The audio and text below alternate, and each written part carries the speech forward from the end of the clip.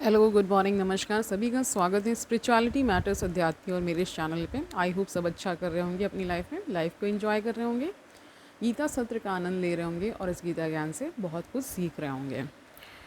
तो हम चौथे अध्याय में प्रवेश कर गए हैं जिसका शीर्षक दिव्य ज्ञान है। अभी तक 9 श्लोक इस अध्याय से हो चुके हैं। आज 3 और लेते हैं, 10, 11 और 12। ठीक है, शुरू करते हैं आज का सेशन।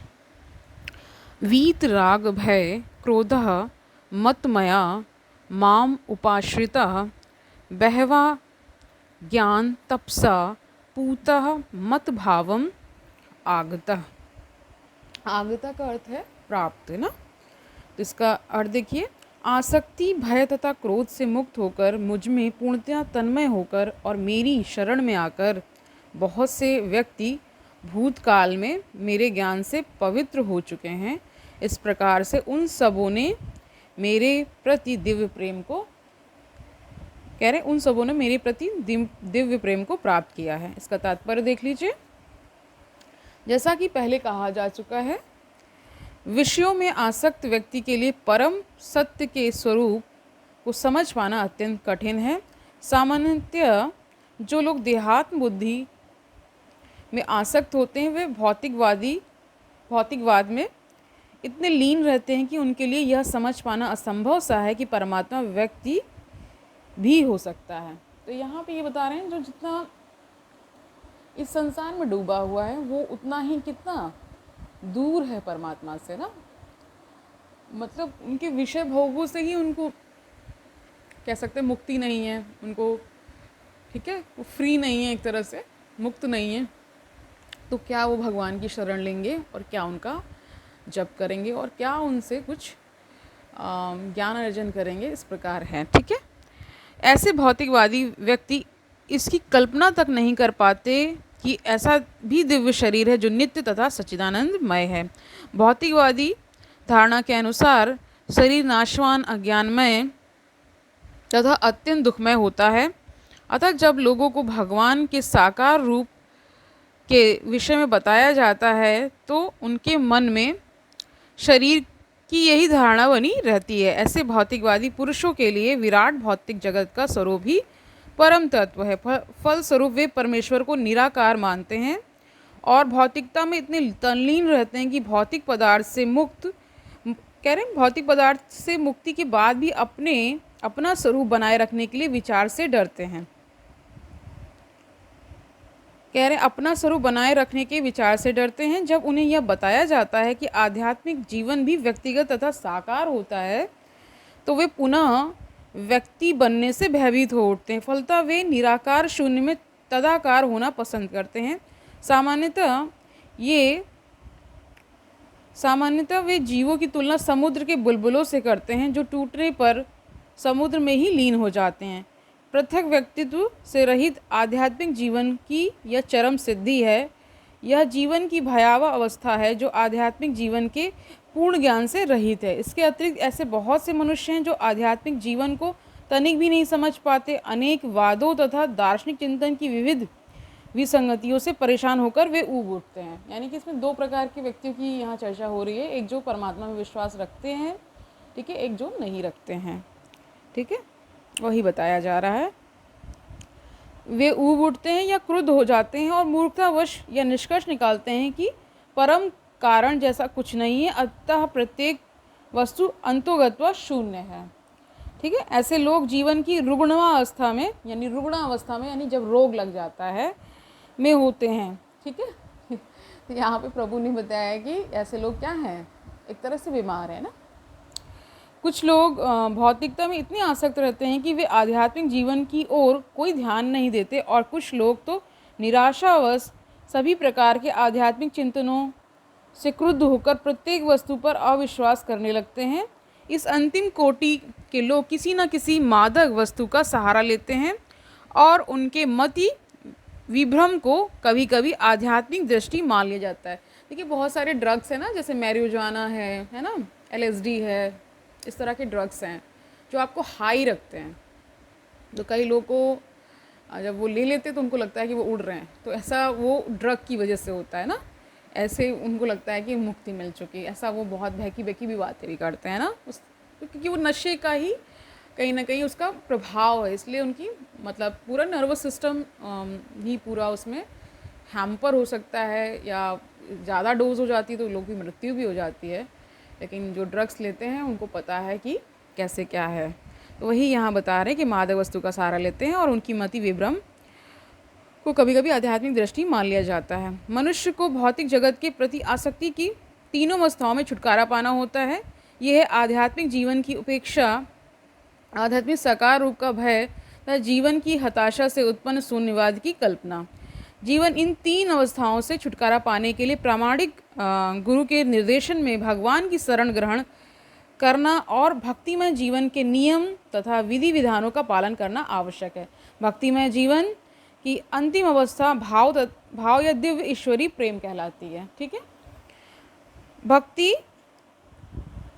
कह रहे हैं कि भक्ति ही मतलब उसमें 3 योग बताए गए थे, तो उसमें भक्ति भी एक योग बताया गया था ना। प्रारंभ में आत्म साक्षात्कार की सामान्य इच्छा होनी चाहिए। इससे मनुष्य ऐसे व्यक्तियों की संगति करने का प्रयास करता है जो आध्यात्मिक दृष्टि से उठे हुए हैं। अगली अवस्था में गुरु से दीक्षित होकर नव दीक्षित भक्त उसके आदेशानुसार भक्ति योग प्रारंभ करता है। इस प्रकार सद्गुरु के निर्देश में भक्ति करते हुए वह समस्त भौतिक आसक्ति से मुक्त हो जाता है। ठीक है, तो इसमें पहला चरण है कि अच्छी संगति करिए, सत्संग करिए, फिर गुरु की शरण लीजिए। दूसरा चरण आ जाता है, उसी को वहाँ पे फिर भक्ति योग आपका लगने लगता है। ठीक है, वही बता रहे हैं। उसके आत्म साक्षात्कार में स्थिरता आती है और वह श्री भगवान कृष्ण के विषय में श्रवण करने के लिए रुचि विकसित करता है। इस रुचि से आगे चलकर कृष्ण भावनामृत में आसक्ति उत्पन्न होती है। तीसरी स्टेज कृष्ण भावनामृत है। ठीक है, जो भाव में अथवा भगवत प्रेम के प्रथम सोपान में परिपक्व होती है। ईश्वर के प्रति प्रेम ही जीवन की सार्थकता है। प्रेम अवस्था में भक्त भगवान की दिव्य प्रेमा भक्ति में निरंतर लीन रहता है।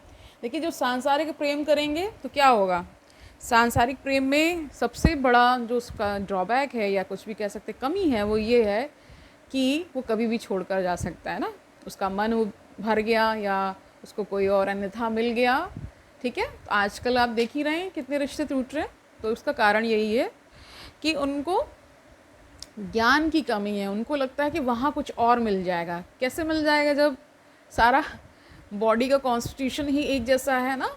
मन तो एक ही प्रकार से वर्क करता है, कम या ज़्यादा उसकी कंडीशंस हो सकती हैं, बट कमोवेश सारे मन जो हैं एक ही तरह वर्क करते हैं।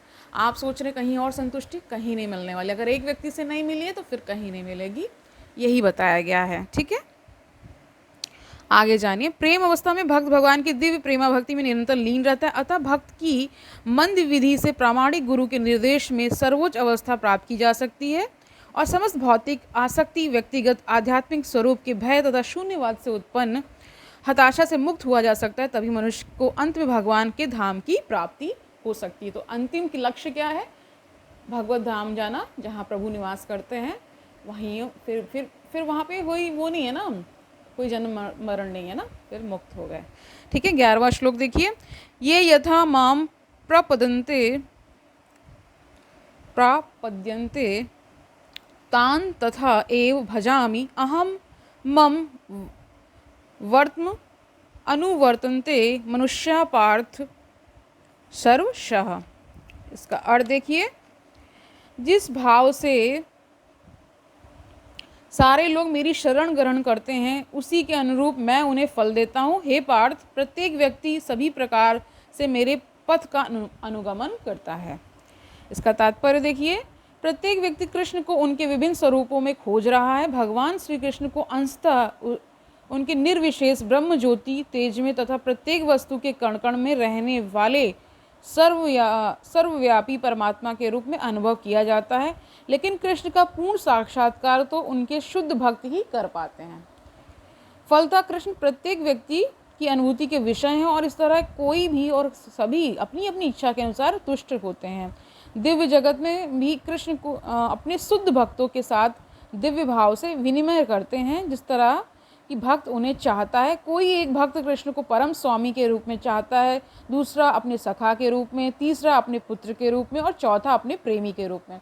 देखिए, अगर ये कहा जाता है कि मीरा जब कृष्ण को बुलाती थी, जब वो उनके कह सकते हैं भक्ति में लीन हो जाती थी और नृत्य करने लगती थी, तो ये ऐसा कहा जाता है कि कृष्ण आते थे, कृष्ण उनको देखते थे, उनका साक्षात्कार होता था। और ये उसी को पता चल पाता है जो उस स्टेज पे होता है, मतलब उस तल पे होना चाहिए ना। हम आप नहीं कर सकते अभी, क्योंकि वो स्टेज ही अलग है। वहाँ तक पहुँचने के लिए पहले भक्ति में डूबिए, अपना हृदय पवित्र करिए, ठीक है, किसी के प्रति द्वेष ईर्ष्या मत रखिए। धीरे धीरे ये फिर जब क्रम बढ़ेगा और आपका अंतःकरण शुद्ध होगा तो वैसी अनुभूतियाँ स्वयं होने लगती हैं, ठीक है। इस प्रकार है।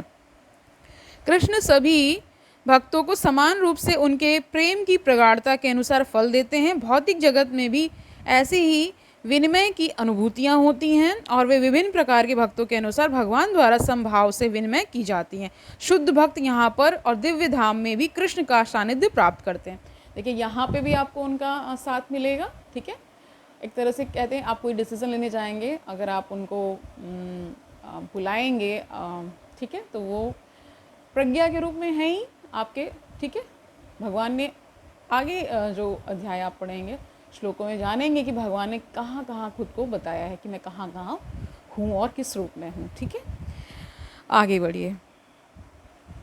तो क्या बता रहे हैं, भौतिक जगत में भी ऐसी ही विनिमय की अनुभूतियाँ होती हैं और वे विभिन्न प्रकार के भक्तों के अनुसार भगवान द्वारा संभाव से विनिमय की जाती है। शुद्ध भक्त यहाँ पर और दिव्य धाम में भी कृष्ण का सानिध्य प्राप्त करते हैं और भगवान की साकार सेवा कर सकते हैं। इस तरह वे उनकी प्रेमा भक्ति का दिव्य आनंद प्राप्त करते हैं। किंतु जो निर्विशेषवादी हैं और जो जीवात्मा के अस्तित्व को मिटाकर आध्यात्मिक आत्मघात करना चाहते हैं, कृष्ण उनको भी अपने तेज में लीन करके उनकी सहायता करते हैं। ऐसे निर्विशेषवादी सच्चिदानंद भगवान को स्वीकार नहीं करते, फलता वे अपने व्यक्तित्व को मिटाकर भगवान की दिव्य सगुण भक्ति के आनंद को प्राप्त नहीं करते। उनमें से कुछ जो निर्विशेष सत्ता में दृढ़तापूर्वक स्थित नहीं हो पाते, वे अपनी कार्य करने की सुप्त इच्छाओं को प्रकाश से कह रहे हैं कि एक तरह से मतलब जो कहते हैं जो ईश्वर को भज रहे हैं, यानी परमात्मा को जो भजता है उनके साथ तो प्रभु है ही है, जो नहीं भी भज रहे उनके साथ भी है, ठीक है। वहाँ कोई भेदभाव नहीं है।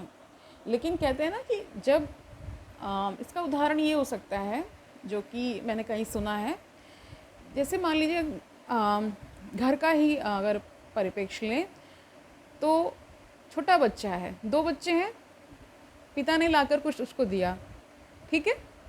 अब एक बच्चा क्या कर रहा है, पिता को अपना खुद खाने से पहले उनको खिला रहा है, तो वो एक प्रेम अलग हो जाता है, ठीक है। समझ पा रहे हैं कि परमात्मा ही सब देने वाले हैं, लेकिन जब हम उनको अर्पण करके कुछ भी ग्रहण करते हैं तो उसकी बात ही कुछ और होती है ना, ऐसा कहा जाता है। तो वही बता रहे प्रेम की, देखिए विभिन्न शेड्स हैं, ठीक है।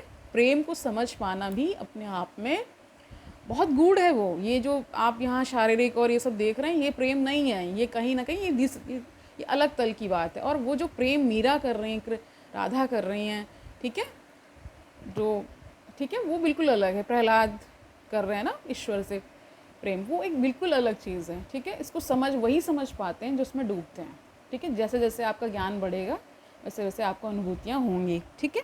आगे बढ़िए।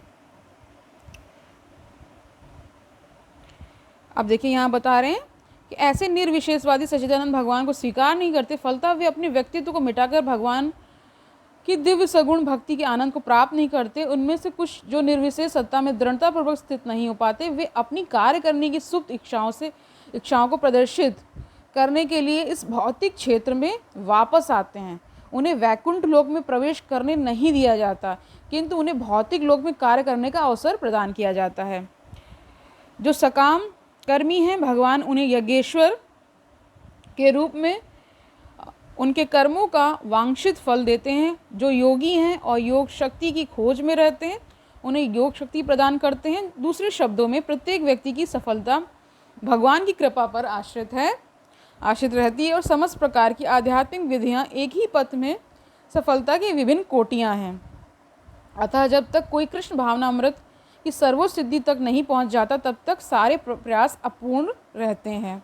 श्रीमद् भागवत में भी कहा गया, क्या कहा गया, मनुष्य चाहे निष्काम हो या फल का इच्छुक हो या मुक्ति का इच्छुक ही क्यों ना हो, उसे पूरे सामर्थ्य से भगवान की सेवा करनी चाहिए, जिससे उसे पूर्ण सिद्धि प्राप्त हो सके, जिसका परिवसान कृष्ण भावना अमृत में होता है। 12वां श्लोक देखिए। कागक्षंता कर्मणाम सिद्धिम यजन्ते इहि देवता क्षिप्रम ही मानुषे लोके सिद्धि भवति कर्म जा। इसका अर्थ देख लीजिए। इस संसार में मनुष्य सकाम कर्मों में सिद्धि चाहते हैं, फलस्वरूप वे देवताओं की पूजा करते हैं। निसंदेह इस संसार में मनुष्य को सकाम कर्म का फल शीघ्र प्राप्त होता है। इसका तात्पर्य देख लीजिए, फिर वाइंड अप करते हैं। इस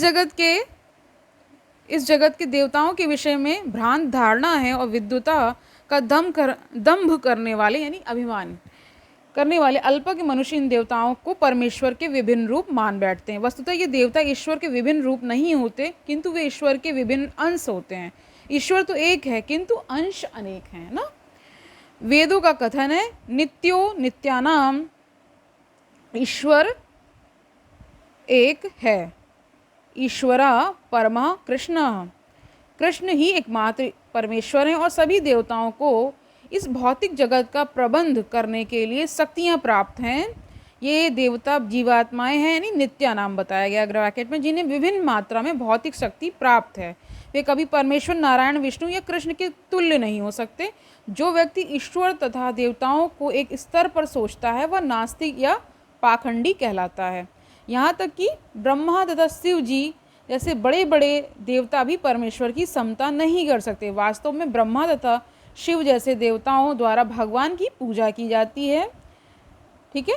तो भी आश्चर्य की बात यह है कि अनेक मूर्ख लोग मनुष्यों के नेताओं की पूजा उन्हें अवतार मानकर करते हैं। यह देवता पद से इस संसार के शक्तिशाली मनुष्य या देवता के लिए आया है, लेकिन नारायण विष्णु या कृष्ण जैसे भगवान इस संसार के नहीं हैं। वे भौतिक सृष्टि से परे रहने वाले हैं। निर्विशेषवादियों कि अग्रणी श्रीपाद शंकराचार्य तक मानते हैं कि नारायण या कृष्ण इस भौतिक सृष्टि से परे हैं, फिर भी मूर्ख लोग देवताओं की पूजा करते हैं, ठीक है, क्योंकि वे तत्काल फल चाहते हैं। उन्हें फल मिलता भी है, किंतु वे ये नहीं जानते कि ऐसे फल क्षणिक होते हैं और अल्पज्ञ मनुष्यों के लिए हैं। बुद्धिमान व्यक्ति कृष्ण भावनामृत में स्थित रहता है। उसे किसी तत्काल क्षणिक लाभ के लिए किसी तुच्छ देवता की पूजा करने की आवश्यकता नहीं रहती। इस संसार के देवता तथा उनके पूजक इस संसार के संहार के साथ ही विनष्ट हो जाएंगे। देवताओं के वरदान भी भौतिक तथा क्षणिक होते हैं। या भौतिक संसार तथा इसके निवासी, जिसमें देवता तथा उनके पूजक भी सम्मिलित हैं, विराट सागर में बुलबुलों के समान हैं, ठीक है। किंतु इस संसार में मानव समाज क्षणिक वस्तुओं यथा संपत्ति, परिवार तथा भोग की सामग्री के पीछे पागल रहता है ना, ठीक है। तो विभिन्न अनुष्ठान करके वो ये पा तो लेते हैं, लेकिन भगवान की फिर वहाँ पे शरणागति नहीं मिलती उनको ना। ऐसी क्षणिक वस्तुओं को प्राप्त करने के लिए देवताओं की या मानव समाज के शक्तिशाली व्यक्तियों की पूजा करते हैं। यदि कोई व्यक्ति किसी राजनीतिक नेता की पूजा करके सरकार में मंत्री पद प्राप्त कर लेता है तो वह सोचता है कि उसे महान वरदान प्राप्त कर लिया है। इसलिए सभी व्यक्ति तथाकथित नेताओं का साष्टांग प्रणाम करते हैं, जिससे वे क्षणिक वरदान प्राप्त कर सकें और सचमुच उन्हें ऐसी वस्तुएं मिल भी जाती हैं। ऐसे मूर्ख व्यक्ति संसार के कष्टों के स्थायी निवारण के लिए कृष्ण भावनामृत में अभिरुचि नहीं दिखाते हैं। वे सभी इंद्रिय भोगों के पीछे दीवाने रहते हैं और थोड़े से इंद्रिय सुख के लिए वे शक्ति प्रदत्त जीवों की पूजा करते हैं, जिन्हें देवता कहते हैं। यह श्लोक इंगित करता है कि विरले लोग ही कृष्ण भावनामृत में रुचि लेते हैं। अधिकांश लोग भौतिक भोग में रुचि लेते हैं, फलस्वरूप वे किसी न किसी शक्तिशाली व्यक्ति की पूजा करते हैं।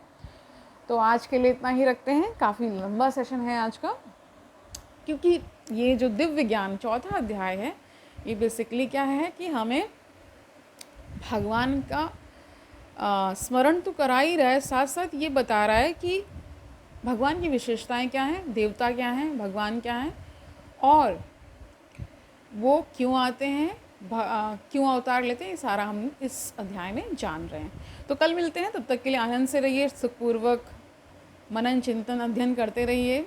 इस सेशन को अटेंड करते रहिए और खुद को सन्मार्ग से जोड़ते रहिए। अध्यात्म आपके लिए, आप सभी के लिए है। ठीक है, कल मिलते हैं। हरि ओम तत्सत।